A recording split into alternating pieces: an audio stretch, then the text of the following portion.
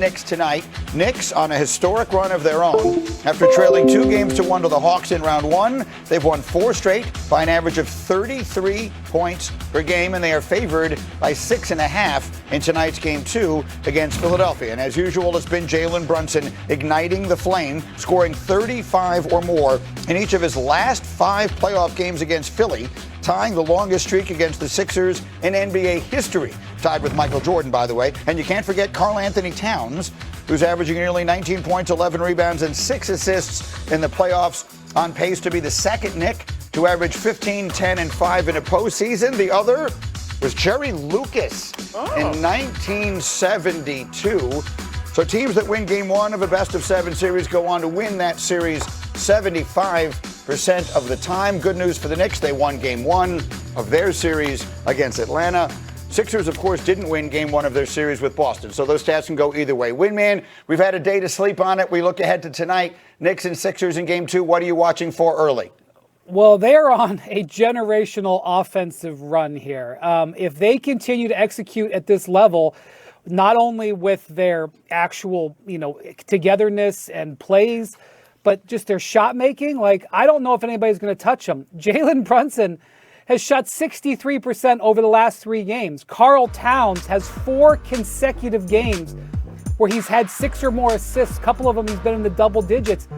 Nobody's talking about OG Anunoby. Do you know what OG Anunoby's stats are in this postseason so far in 7 games, Greeny?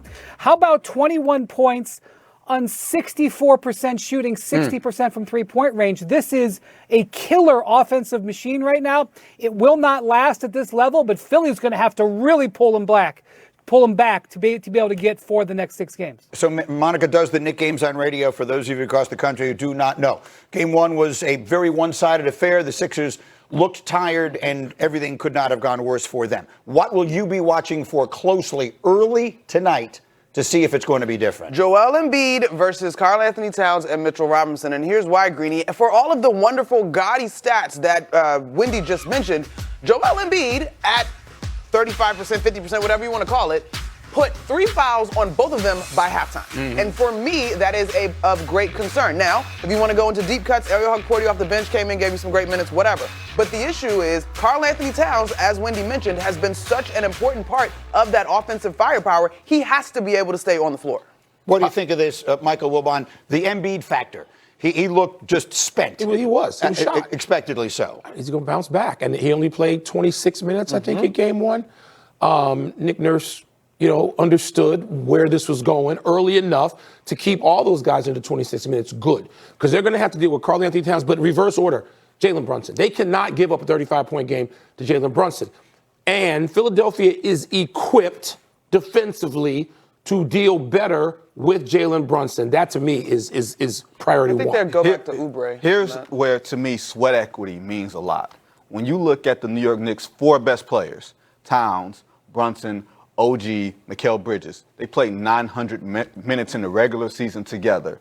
The 4 best players for the 76ers, Edgecombe, Maxey, Paul George, and Embiid, 360. You don't know each other well enough. We can talk all this stuff about Joel Embiid getting the bigs in foul trouble. You know who we didn't see at all in the first quarter? Tyrese Maxey. That's their best player. That is the guy who drives this. Their athleticism helped them against the Celtics. It opened up things for Joel Embiid, and they negated themselves by trying to force Joel Embiid the ball. That's why you have a mismatched roster of players whose skills don't completely complement each other, and they don't have the experience to know it. They don't have the experience. Yeah, but they had the experience in Boston in Game 7 because Maxey got the ball 3 straight times and took it to the rack 3 straight times, layup, 2 free throws. But that's the fact.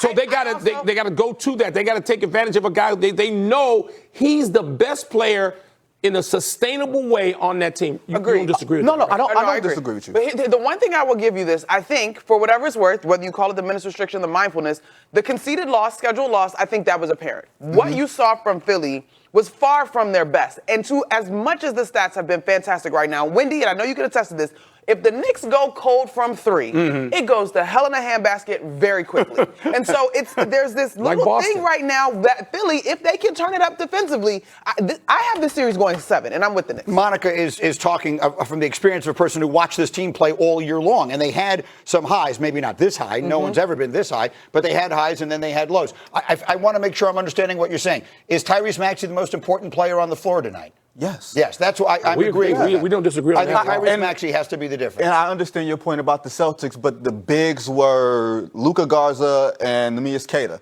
not Mitchell Robinson and Karl Anthony Towns, who Joel Embiid also has to pay attention to on defense. But to Monica's point, if he can get them in foul trouble early, that will make a big difference. And I'll go back to it. I think Maxey, when these teams played 2 years ago, Wendy, and you said yesterday, look, there's so many different characters in this play 2 years later. Paul George wasn't there, and the Knicks have made a bunch of changes. But the one guy who remains is Tyrese Maxey. He was the best player in that series 2 years ago, and he's going to need to be that tonight. Wendy, finish it up. Yeah, when they're at their best, it's both Maxey and Embiid working together. The challenge was that in the end of that Celtics series, those last 3 games, the Sixers played straight through Embiid. It was old school, dump the ball down into the basket and ride the big man. That's not how they're going to be able to play here. They've got to have a symbiosis. Maxey was just throwing the ball down into him and just letting him work. He's got to get back to running the floor. And I would expect Nick Nurse to stagger them more.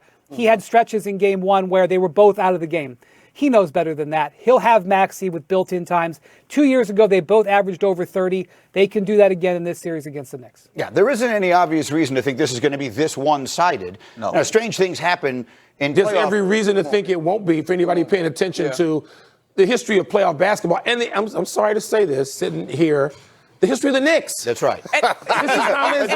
No shade, though, Wilbon, because I give Mike Brown his credit. Mike Brown, Nick Nurse have history from that Raptors-Warriors series. Sure. Nick Nurse is very creative and willing to throw whatever he got to do out there to make it happen. All right, so we'll look ahead to game 2 tonight. Much more on that. Back our Michael Wilbon. All right, Michael, the Knicks opened the series with a 39-point rout of the 76ers, their largest win at home in their playoff history. So what are you expecting tonight? Not that. Not expecting that. I mean, there was a perfect storm for what happened in game 1 where Philadelphia was just hangdog tired coming off a grueling 7-game series against Boston. And the Knicks are just flying after beating Atlanta by, 50 or so? So that was, not fairly predictable, absolutely predictable that Philadelphia was going to have no shot in that game. I expect something totally different tonight. Now, that is still going to depend on Joel Embiid and just physically how he feels after coming off game 1. They were able to sort of limit those minutes, Nick Nurse was, and none of the starters played more than 26 minutes, which was probably a really smart way to go coming into game 2, so those guys could be much more rested even though there's only 1 day off. So I'm expecting to see a much different Philadelphia team than we saw in game 1. Yeah, they just have to trust the process. That's only a part of it. Knicks 6.5-point favorites to win tonight, by the way. All right, Michael, we know what Wemby brings on the defensive end. 12 blocks in game 1, but he shot 0 for 8 from 3 and scored just 11 points. So how do the Spurs get Wemby going on the offensive end? Well, they can get him going without 8 threes. I mean, that seems, for my taste, to be a little bit much. It's not that Wembanyama can't play that way, and if he's hot in the flow of a game, he may get to 8 threes or more threes, but that's not what happened here. So, I mean, it sounds crazy to be critical in any way of Wemby, given that he had 15 rebounds and a record 12 blocked shots, but they need him offensively as well. He didn't have to have a 40-point night, but it's going to have to be not something that includes 0 for 8 and that much three-point shooting. He was 5 from 2. So they're going to have to get him going on the move to really concentrate on that. But it's not just on him. The Spurs are going to have a better game against a veteran Minnesota team that, remember, has been to the Western Conference Finals each of the last 2 years. I mean, we're talking about a team that people maybe don't pay enough attention to during the regular season. They better start paying attention because it's playoff series after playoff series now, having beaten Denver and dethroned them when they were NBA champions. There's a veteran team out there for Minnesota and a neophyte playoff team for San Antonio, and that includes, as great as he is, Victor Wembanyama. Yeah, another great. Speaking of that Minnesota team that you just mentioned, what do you expect from Anthony Edwards tonight after coming off the bench in game 1? Well, it's going to be interesting to see how he feels, first of all. I mean, we're talking about a knee injury. I think he had more explosion than a lot of us looking on thought he would have to play that well offensively. But he was so critical of himself for giving up 2 offensive rebounds to the person he was guarding and matched up with late in that game and having a turnover, which almost, allowed San Antonio to win that game. And so when Anthony Edwards, with that blast furnace personality of his, is angry, starting with himself and being more demanding of himself and promised a better game too, if he's physically up to it, I'm going to take him up on his promise that Anthony Edwards is going to be even better. Playing only 25 minutes. Again, I mean, Chris Finch did an incredible job just sort of spotting him, limiting minutes without limiting minutes, did not limit his impact. So an Anthony Edwards who's even more involved and maybe more efficient offensively could mean trouble again. And that's going to really test the Spurs at home in game 2. You mentioned those 25 minutes, limited minutes, did not limit his impact, and he had 18 points coming off the bench in game 1.